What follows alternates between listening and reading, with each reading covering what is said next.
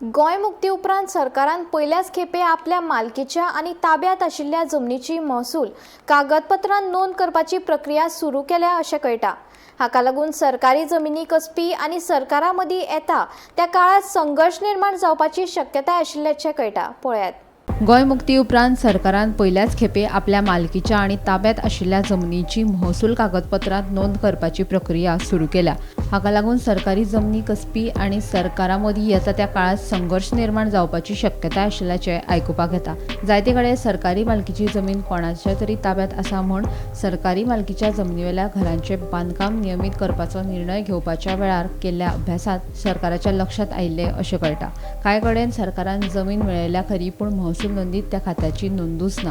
ताका लागून महसूल दस्तावेजात म्हळ्यार 1/14च्या उतार्यात जमनीचो धनी ह्या कॉलमांत गोंय सरकार अशी नोंद करपा खातीर खातें मुखेल्यांनी प्रक्रिया सुरू करची अशे निर्देश सरकारान दिल्या।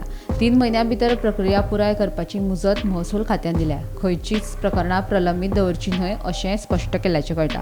खास करून मुक्ती पयलींच्या व्हडल्या जमनी खातीर पळोवणी करून वळख प्रमाणपत्र दिवपाची प्रक्रिया चालीक लायतले खंय।